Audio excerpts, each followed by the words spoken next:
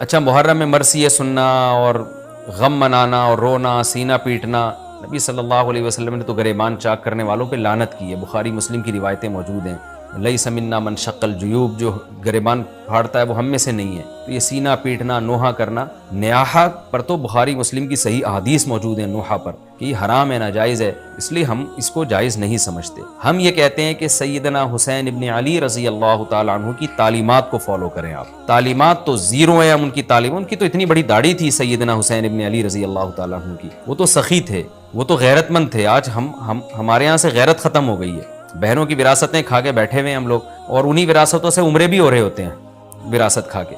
تو گھر میں گھر والوں کو ٹائم نہیں دیتے، غربا مساکین کا خیال نہیں ہے، نماز تکبیر اولیٰ کی پابندی نہیں ہے، ان چیزوں کو فوکس کریں۔ حضرت حسین رضی اللہ تعالیٰ عنہ نے تو کربلا کے میدان میں بھی نماز نہیں چھوڑی۔ جو اعتراض بندے محرم پہ کرتے ہیں اللہ نے سب کا جواب حج پہ دے دیا۔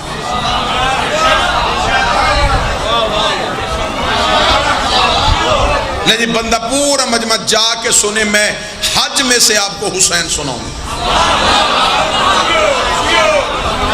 بندے یہاں اعتراض کرتے ہیں جی محرم کا مہینہ طلوع ہوتا ہے، جی شیعہ اتنا خرچ اخراجات جو مجلسوں میں کرتے ہیں، انہیں کیا ضرورت ہے؟ کالے کپڑے پہنتے ہیں، ماتم کرتے ہیں، ننگے پاؤں چلتے ہیں، زنجیر چلاتے ہیں، سبیلے لگاتے ہیں، لنگر بانٹتے ہیں، اتنا خرچ کرنے سے اس سے حسین کو کیا ملے گا؟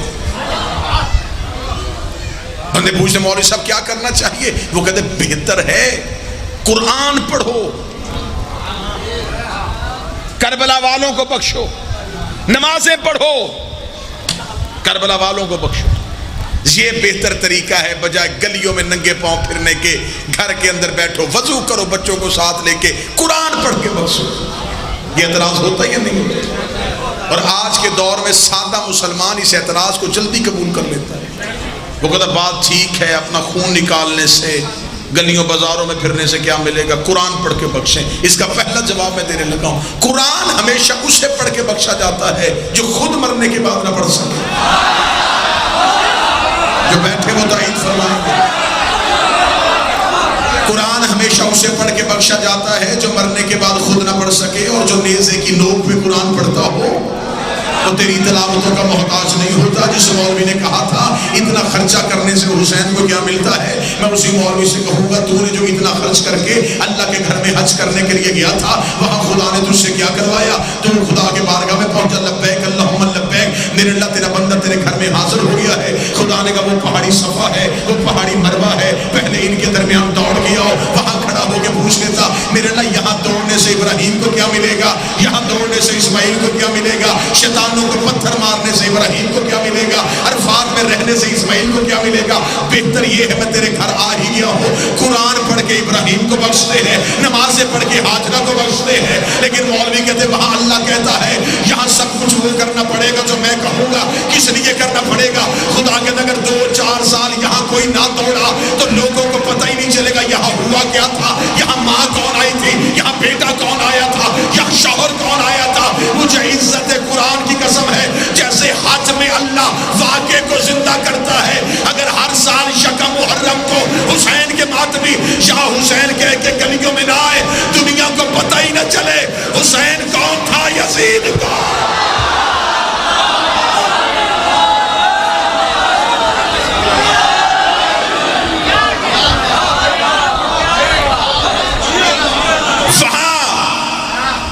ابراہیم اور اسماعیل کے واقعے کو زندہ کیا جاتا ہے، محرم میں حسین ابن علی کے واقعے کو زندہ کیا۔ حج پورا یاد ہے ابراہیم اور اسماعیل کی، محرم پورا یاد ہے حسین ابن علی۔ بندے اعتراض کرتے ٹھیک ہے جی آپ امام حسین علیہ السلام کا ذکر کریں، لیکن یہ شیعہ لعنتیں جو کرتے نا یہ قبول نہیں۔ یہ جو کہہ دیتے نا جی لعنت ہو جی، یہ لعنت کیوں کرتے ہیں؟ قیامت والے دن اللہ جانے وہ بندے جانے، اللہ پہ چھوڑ دینا چاہیے، ہمیں لعنت نہیں کرنی چاہیے۔ اچھا اگر ہمیں لعنت نہیں کرنی چاہیے پھر حج میں شیطان کو پتھر کیوں مار کے آئے؟ وہاں بھی کہہ دیتے میرے اللہ تو جانے یہ جانے۔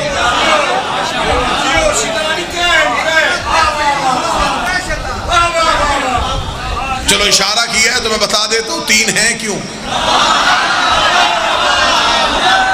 نہیں، علمی حوالے سے بات کریں. ایک تھا نا، ایک شیطان تھا جس نے آدم کے سجدے کا انکار کیا تھا. وہاں 3 مختلف کیوں؟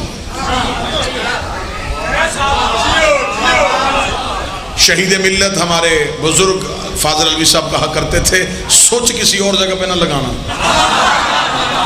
جو بات میں پیدانے لگا اس بات کو سمجھنا. 3 جگہوں پہ کنکر کیوں مارے جاتے؟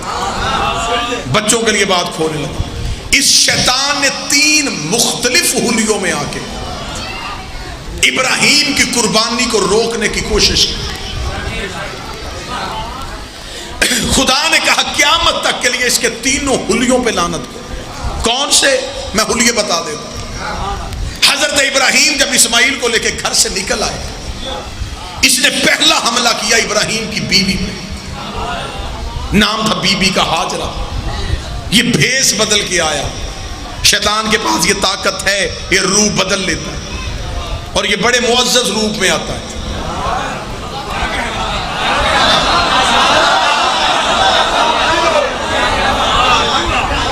شیطان جب بھی آیا مولوی کا روپ میں آیا، ماتمی کا روپ میں نہیں آیا.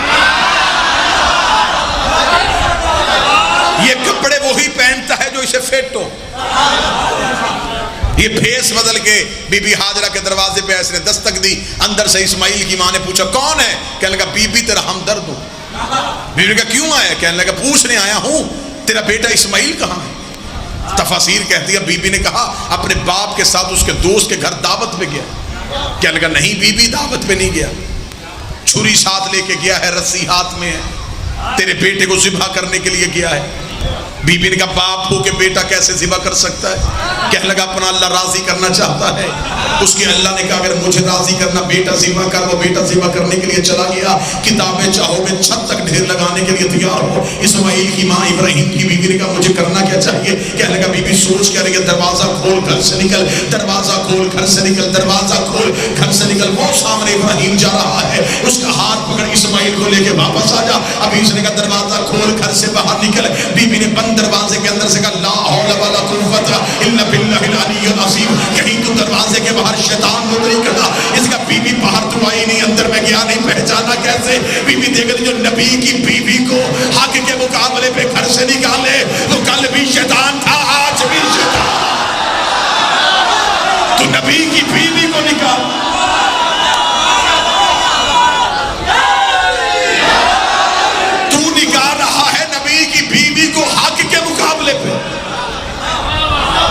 تو شیطان حاجی جب پہلے شیطان کو پتھر مارتے تو صرف شیطان کو نہیں لگتا، ہر اس بندے پہ لعنت ہوتی ہے جس نے جس بھی دور میں یہ کام کیا.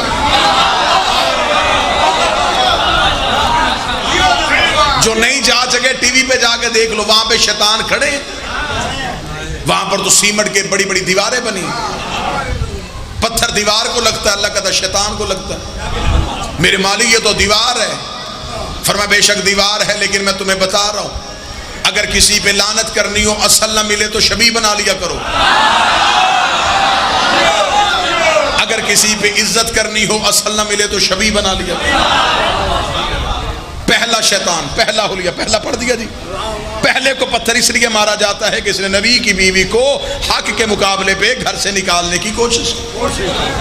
پہلے کردار پہ لعنت ہو گئی. دوسرا کون سا کردار؟ یہ بھیس بدلا ہوا تھا، یہ ابراہیم کے پیچھے آیا. اسے پتا چلا گیا ہاجرہ تو آئی نہیں، اب یہ ابراہیم کے پیچھے چل رہا، ساتھ ساتھ چل رہا ہے. ابراہیم سے کہنے لگا آج باپ اور بیٹا کہاں جا رہے ہیں؟ ابراہیم نے کہا قربانی دینے جا رہا ہوں. کس کی؟ بیٹے کی. کیوں؟ اللہ کو راضی کرنے کے لیے. کس لیے؟ فرمایا خواب آیا ہے. جب خواب آیا ہے اور قرآن بھی کہتا ہے لقد صدقت الرؤیا، ابراہیم نے خواب دیکھا تھا اس کی تعبیر کی. جب ابراہیم نے کہا میں نے خواب دیکھا ہے، ابلیس دیکھ کر جانے دے ابراہیم میں نے بھی کئی بار ایسے خواب دیکھے ہیں، میں نے تو کبھی اپنا بچہ ذبح نہیں کیا. اتنا کہنا تھا ابراہیم نے پھیرتی ہوئی آنکھوں سے دیکھا، آواز آئی لا حول ولا قوت الا باللہ العلی العظیم. کیا تو شیطان ہے؟ کہنے لگا تو نے کیسے پہچانا؟ فرمایا تو نبیوں کو اپنے جیسا سمجھے، وہ بندے نہیں ہوتے، شیطان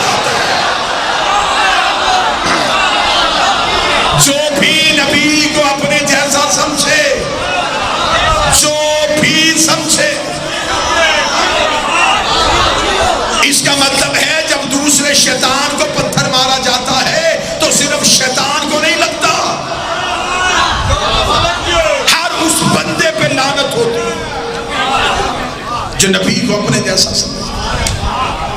2 لعنتیں پہنچ گئی جی، تیسری پہنچنے لگی. ہاجرہ پہ حملہ کیا، ہاجرہ نے پہچان لیا. ابراہیم پہ آیا، ابراہیم نے پہچان. جناب ابراہیم اسماعیل کو بٹھا کے جگہ صاف کر رہے تھے کہ یہاں بیٹا لٹانا ہے. یہ اسماعیل کے پاس آ کے بیٹھ گیا. اس نے کہا یہ جلدی آ جائے گا، یہ بچہ ہے. اسے نہیں پتا تھا نبی بچپن میں بھی نبی ہوتا ہے. اسماعیل کے پاس بیٹھ کے کہنے لگا کتنا خوبصورت ہے، کتنا پیارا ہے، کیوں باپ کی بات مان رہا ہے. ابراہیم کی طرف دیکھ کے اسماعیل نے کہا کیا کروں؟ کیا کہا جا گھر جا، ماں انتظار کر رہی ہے. اسماعیل نے کہا پاپا کیا سوچے گا؟ کیا کہا جانے دے، باپ بڑھا ہو گیا. بڑھاپے میں فیصلے ٹھیک نہیں ہوتے. اس نے بڑھاپے میں بات کہہ دی، تو نے مان لی، جا گھر جا، تیری ماں انتظار کر رہی ہے. اس نے اتنا کہنا تھا کہ بڑھاپے میں بات نہیں مانتے. اسماعیل نے پھیرتی آنکھوں سے دیکھا، نیچے سے پتھر اٹھایا، پتھر کا اٹھانا تھا، شیطان بھاگا. اسماعیل نے پیچھے سے پتھر مار کر لا حول ولا قوت الا باللہ العلی العظیم، تو مجھے گمراہ کرنے آیا تھا. کہنے لگا تیری ماں نے پہچانا، چپ رہا. تیرے باپ نے پہچانا، چپ رہا. تو بھی بچہ ہے، تجھے کیسے پتہ چل گیا؟ اسماعیل نے کہا کام وقت تجھے نہیں پتا، جو نبیوں کے دماغ میں شک کرے وہ کل بھی شیطان تھے، آج بھی شیطان.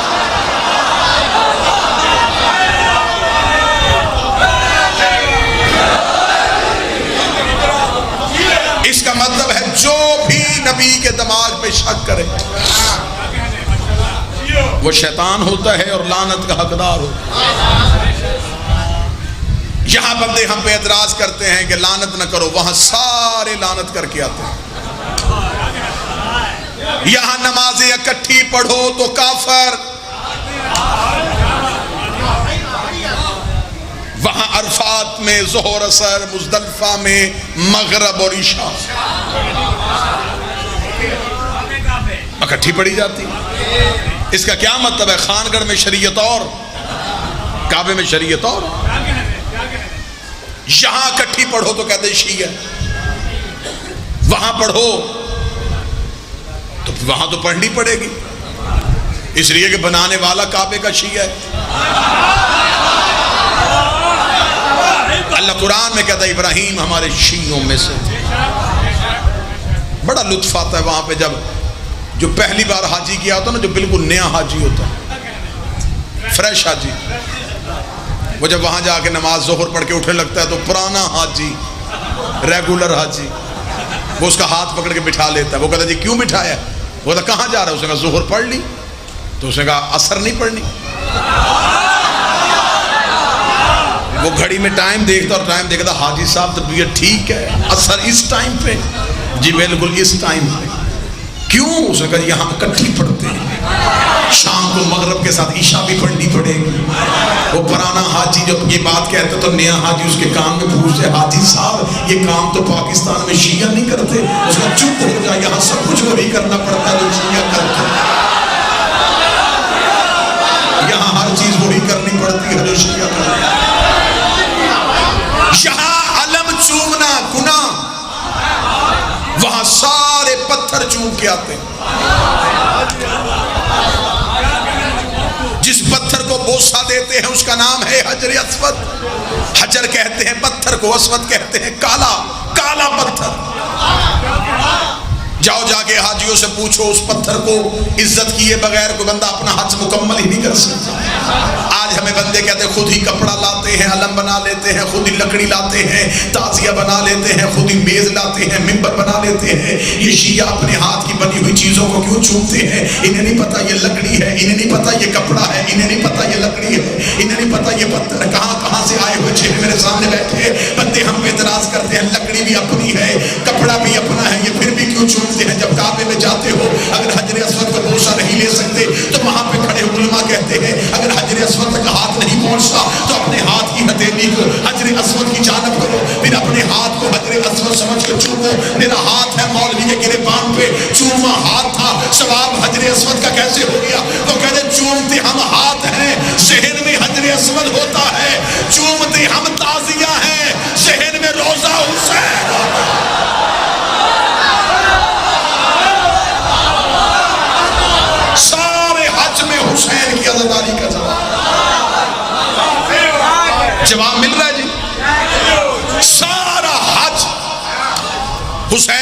عزاداری کے جواب میں یہاں بندے ہم پہ اعتراض کر دے تھی، مجلس ہو رہی تھی، مستورات ساتھ بیٹھی تھی، اعتراض کرنے نا، ڈھونڈنے اعتراض، جی جلوسوں میں عورتیں ساتھ، مجلسوں میں ساتھ۔ اسلام تو پردے کا حکم دیتا، اسلام تو عورت کو چار دیواری میں رہنے کا حکم دیتا، یہ مجلسوں میں کیوں بیٹھتی ہیں؟ آؤ میں تمہیں جواب دوں۔ یہ جتنی بیٹھی ہیں مجمع میں، کسی کی ماں، کسی کی بہن، کسی کی بیٹی، کسی کی بیوی۔ جب طواف کعبہ کرتے ہو عورت کسی ملک کی، بیٹھے ہیں کہ چلے گئے آپ؟ مرد کسی ملک، وہاں بھی بندہ غیرت کرے، اللہ کے گھر کے دروازے کے سامنے ہاتھ پھیلا، نہیں میرے اللہ، ایک دن عورتیں طواف کریں، ایک دن مرد طواف کریں۔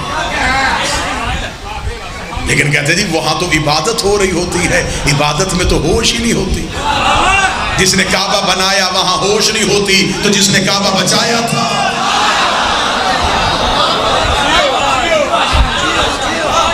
یہاں مجلس سننے کے لیے آ جائیں گے، مجلس ختم ہوگی، مجلس کے بعد کہیں لنگر کر لو، نہیں جی لنگر نہیں کرنا۔ نیاز چکھ لیں جی، نہیں جی نیاز نہیں چاہیے۔ میرا ایک سنی دوست میرے ساتھ مجلسوں پہ جاتا تھا اور میں اکثر دیکھتا تھا کہ وہ کھانا نہیں کھاتا تھا، ہمیشہ بہانہ کر کے بچ جاتا تھا، کھا کے آیا ہوں، طبیعت ساتھ نہیں دے رہی۔ ایک دن میں نے پوچھا، میں نے کہا یار میں نے محسوس کیا تو کھانا نہیں کھاتا۔ اس نے کہا جی مجھے کسی بڑے نے بتایا کہ جو شیعوں کے گھر سے لنگر کرتا ہے وہ کبھی نہ کبھی شیعہ ضرور ہو جاتا۔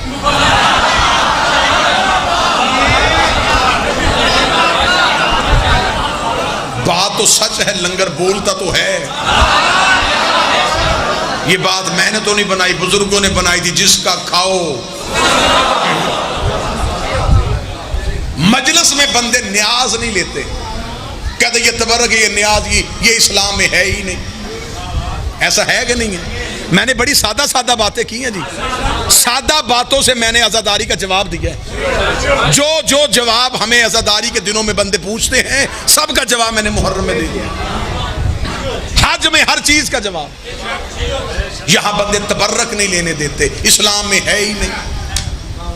تازہ حاجی حج کر گیا، اس کے گھر جاؤ، اس سے جا کے ذرا پوچھو حاج صاحب کوئی حج کے قصے سنائیں، بڑے لمبے چوڑے سنائیں گے، اللہ نے بڑا کرم کر دیا، بس جی بچوں نے مہربانی کی، بھیج دیا مجھے، بڑی ان کی نوازش، باجی سب کے لیے دعائیں کی ہیں، حجر اسود پہ بڑا رویا جی، طواف بڑا رو کے کیا جی، صفا و مروہ پہ بڑا لطف آیا جی، کیا کہنے جی، بڑا ہی اللہ نے مزہ کرم کر دیا، بڑا ہی اللہ نے شرف بخشا۔ پورے واقعے سننے کے بعد جب آپ اٹھ کے جائیں، اچھا حاجی صاحب اللہ نہیں تھوڑی دیر کے لیے بیٹھ، حاج صاحب اندر جائیں گے، 2 کھجوریں،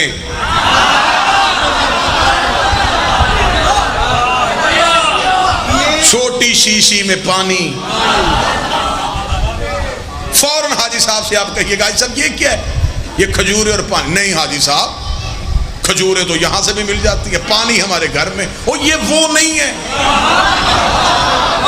یہ میں وہاں سے لے کے آیا ہوں۔ کہاں سے لے کے آئے ہیں؟ یہ جی میں تبرک لے کے آیا ہوں، تجھے اسماعیل کی ایڑیوں سے نکلنے والا پانی تبرک لگ گیا، حسین کی سبیل کا پانی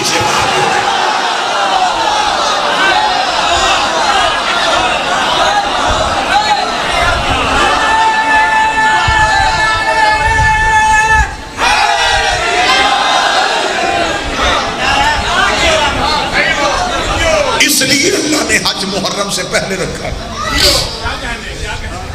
جتنے اعتراض حج پہ ہونے ان سب کا جواب، جو بھی جواب ہے وہ اللہ دے دیتا سارے، تاکہ حسین کی عزاداری پہ کوئی سوال اٹھے ہی نہ۔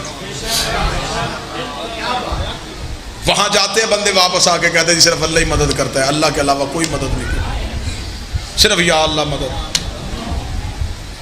6 سال سعودی عرب کوئی بچہ محنت مزدوری کرنے چلے جائے نا، واپسی پہ مفتی بن جاتا ہے، ایک آدھ خاندان کا بیڑا غرق کر دیتا ہے۔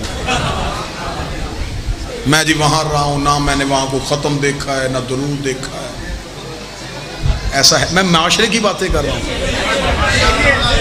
میں کوئی مشکل بات ہے تو میں تمہارے معاشرے کی باتیں کر رہا ہوں۔ تمہارے گاؤں کا ایک بچہ سعودی عرب چلا جائے، وہ 10 سال 5 سال رہ کے واپس آ کے اس کے حالات دیکھ لیں، اس کو جی فاتحہ اسے کہا ہوتی نہیں،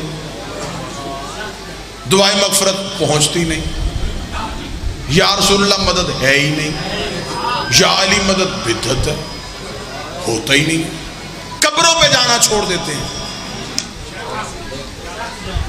آپ آج جا کے مدینہ منورہ میں دیکھیں، روضہ رسول کی جالی نہیں چومنے دیتے۔ وہاں پہ انہوں نے شرطے کھڑے کیے ہوئے ہیں، جب وہ بندہ جالی چومنے لگتا ہے، اگر آپ پاکستانی ہیں تو فوراً اردو میں کہیں گے لوہے کی جالی چوم رہے ہو، پڑھے لکھے ہو، جالی تمہیں کیا دے گی؟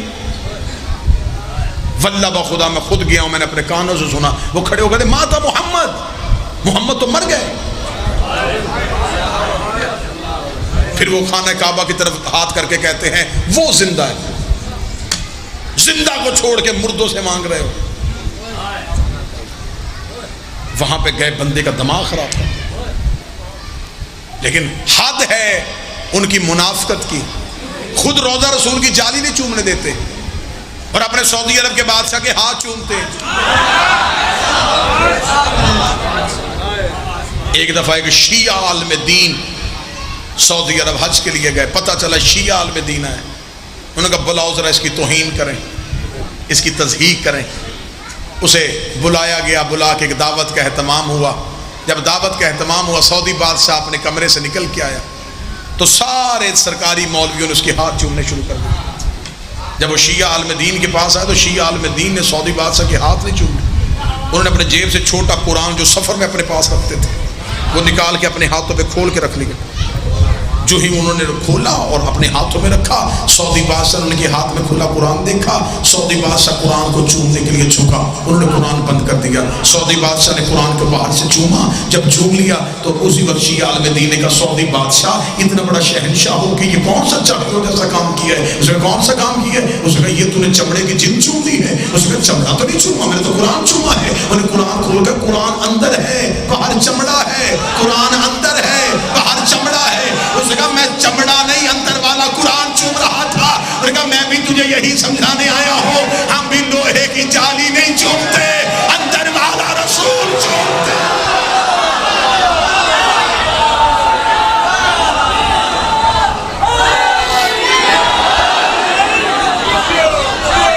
یا اللہ مدد کہنا چاہیے، یا علی مدد نہیں کہنا چاہیے۔ اللہ مدد کرتا ہی آل محمد کے ذریعے سے، اس نے نبیوں کی مدد بھی کی ہے تو ان کے ذریعے سے۔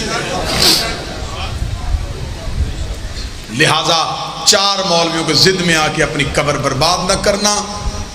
چار کچی دیواریں ہیں قبر کی، کفن میں جیب نہیں ہوتی، قبر میں الماری نہیں ہوتی، فرشتے رشوت نہیں لیتے۔ مر جانا ہے، سانس کی ڈوری کب ٹوٹ جائے تمہیں اندازہ بھی نہیں، منو مٹی کے نیچے چلے جانا ہے اور وہاں جا کے اپنے عقیدے کا جواب دینا۔